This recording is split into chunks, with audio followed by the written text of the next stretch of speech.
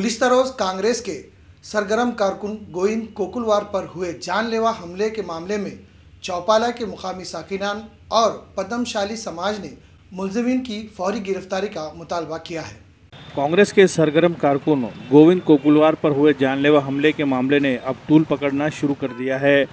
इस सनसनीखेज वारदात ने शहर के लोगों में शदीद बेचैनी और गम गुस्से की लहर दौड़ा दी है। पिस्तौल से गोलियां चलाने वाले मुलजिम को पकड़ने में पुलिस को अभी तक कोई बड़ी कामयाबी नहीं मिली है। यही वजह है कि इस मामले पर लोगों ने जिला पुलिस इंतजामिया पर दबाव बनाने का फैसला किया है ताकि जल्द से जल्द मुलजिमीन को हिरासत में लेकर सख्त से सख्त सजा दिलाई जा सके। इसी सिलसिले में चौपाला के मुकामी साकिनान, मुस्लिम कारपोरेटर्स और पद्मशाली समाज के लोगों ने रैली की शक्ल में एहतजाजी मुजाहरा किया और जिला कलेक्टर और जिला एसपी से मिलकर एक मेमोरेंडम के जरिए एक हफ्ते के दौरान मुलजिमीन को गिरफ्तार करने की मांग की। बसूरत दिगर इस मसले पर नांदेड़ बंद की कॉल दी जाएगी और पुरजोर एहतजाज किया जाएगा। इस मामले में जिला एसपी ने लोगों को यकीन दिलाया कि वो जल्द ही हमलावरों को गिरफ्तार करके उनके खिलाफ मकोका आयद करते हुए सख्त से सख्त कानूनी कार्रवाई को अंजाम देंगे। इस मौके पर corporator Abdul Sattar, corporator Sabir Chaush, Abdul Rashid, Shamim Abdullah, Farooq Badwel, corporator Mohammad Nasir, Zila Parishad member Manohar Patil Shinde, corporator Suresh Hatkar, Congress youth leader Abdul Gaffar के अलावा सैकड़ों पद्मशाली समाज के नौजवान और खवातीन मौजूद थे। वाज़ेह है कि गोली लगने पर गोविंद कोकुलवार को एयर एम्बुलेंस के जरिए नांदेड़ से मुंबई मुंतकिल किया गया, जहां आज उनका इंदुजा अस्पताल में कामयाब ऑपरेशन करके जिस्म से गोली निकाल दी गई है और अब वो खतरे से बाहर बताए जा रहे हैं। आज जो नांदेड़मध्ये घटना झालेली है, बड़ी शर्म की बात है कि जिस तरह से आज तीसरी घटना एक साल में, और जो खास करके व्यापारी को टारगेट किया जा रहा और इनको खंडी वसूली करी जा रही। सगळ्यात पहिल्यांदा मला फोन आला होता आणि मी आल्या मी गणेशला फोन लावला। गणेशला पण माहिती नव्हती। गणेशला म्हटलं तू फोन आणि पहिल्यांदा मी पोचतो तिकडे जी माहिती घेतली। माहिती घेतल्यानंतर आम्हाला पहिल्यांदा अशी सांगितली माहिती की चक्कर येऊन पडली। मग आम्ही दवाखान्यात भेटलो, चव्हाण साहेबांच्या बरोबर आम्ही पण भेटलो। आपल्या शहरामध्ये गेल्या एक वर्षामध्ये एक वर्ष काय त्याच्या अगोदर पण म्हणजे मी तर मला एक वर्ष ह्या वर्षी पूर्ण झालं, पण त्याच्या अगोदर सुद्धा आपल्याकडे ह्या घटना घडलेल्या आहेत गोळीबाराच्या, आणि ह्या सगळ्या व्यापाऱ्यांवरती घडलेल्या आहेत। आमच्याकडे ज्या ज्या लोकांनी फोन आल्यानंतर, खंडणीचा फोन आल्यानंतर ज्या ज्या लोकांनी आम्हाला तक्रार केली, आम्ही त्यांची पूर्णपणे काळजी घेतलेली आहे। त्यांना प्रोटेक्शन दिलेलं आहे।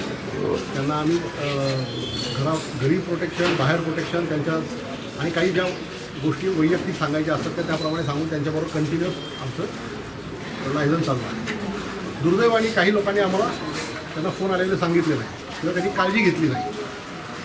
कालच्या प्रकारामध्ये सुद्धा जोपर्यंत हा प्रकार घडला तोपर्यंत मला कोणीही याच्याबद्दल सांगितलेलं नाही की त्यांना कुठल्याही प्रकारचा धमकीचा फोन आलेला झाल्यानंतरही कोणी सांगायला तयार नव्हतं। जेव्हा मी वैयक्तिक हॉस्पिटलमध्ये बोललो त्यावेळेला मला त्यांनी सांगितलं हो साहेब मला फोन आला होता आणि त्यातनं झाला। बड़ी शर्म की बात है कि जिस तरह से आज तीसरी घटना एक साल में, और जो खास करके व्यापारी को टारगेट किया जा रहा और इनको खंडी वसूली करी जा रही, और इसमें जितना मैं बताता हूँ कि आज हमारी फोर्स कहीं ना कहीं कम पड़ रही है, पुलिस कहीं ना कहीं कम पड़ी, इसलिए इन्होंने आज नांदेड़ में आके, बाहर के लोग आके नांदेड़ में आके मस्ती कर रहे हैं। खास करके ये यहाँ के लोग नहीं है जो आज बाहर से आके हमारे नांदेड़ को जो बदनाम कर रहे हैं, और ख़ास करके पुरानी सिटी में आज एक अच्छा व्यक्ति हमारा गोविंद कोकुलवार, उसके ऊपर हमला होता तो क्या समझना हम।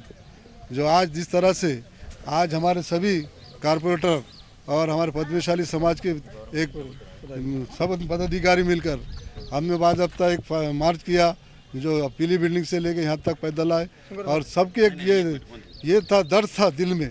एक लेडीज़ ने जो इतनी लेडीज़ जो पैदल आकर उनकी भावना बता रही कि हमारे जो व्यक्ति भगवान पे जो हमला हुआ, जो 500 आदमी रोज़ी कमाते वहाँ 500 आदमी पेट भरते, और आज जिस तरह से गुंडागर्दी नांदे में हो रही, मैं एसपी साहब को बोला कि जिस तरह से हमारे पवार साहब एक 20 साल पहले पीआई थे, एक मामूली से गुंडे ने उनके ऊपर हमला किया था चौक फाड़ बोल के, उन्होंने इनकाउंटर में शूट कर दिए थे।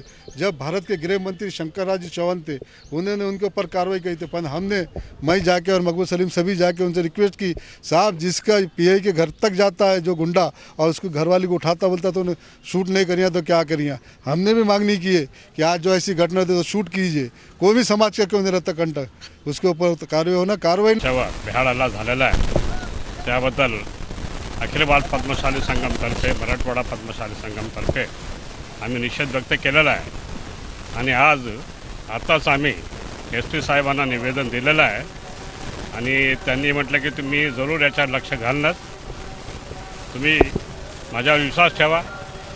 यापूर्वीसुद्धा आम्ही 2-4 अशा घटना घडलेल्या आहेत, त्या लोकांना आम्ही पकडलेल्या आहोत. या केसनुसुद्धा आम्ही जरूर त्याला 4-5 दिवसामध्ये आम्ही त्याला अरेस्ट करू असं त्यांनी आश्वासन दिलं आहे. तरी पण हा आमचा पद्मशाली समाज फार सुशिक्षित लोक आहेत, अशा कोणत्याही गुन्ह्यामध्ये कोणत्या भानगडीत पडत नसतात.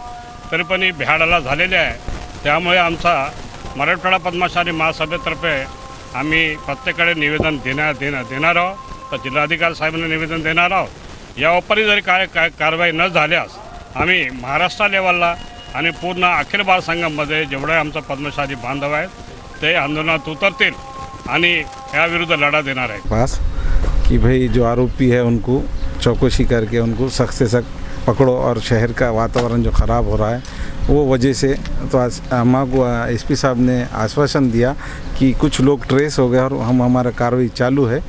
ये बोल के उन्होंने हमको बताया कि भाई हम जो कोशिश कर रहे हैं आप भी हमको ताउन करो उसके लिए, क्योंकि पब्लिक ने भी हमारा साथ देना. जितने लोगों के पास CCTV फुटेज है वो अपने तौर पे चालू रखो, कुछ रहा तो पुलिस को सहकार्य करो. और उन्होंने हमको एक बात ये बताया कि महापालिका की तरफ से DPDC में कुछ कैमरे बंद हैं, तो उसका आज हमको एक प्रस्ताव बना कर दो बोले. तो माननीय महापौर साहब से भी हमारी बात हुई, अभी हम उनको कल वो प्रस्ताव बना कर दे देंगे और जितने भी CCTV बंद हैं शहर के अंदर के वो सब हम चालू कराने की पूरी कोशिश करेंगे.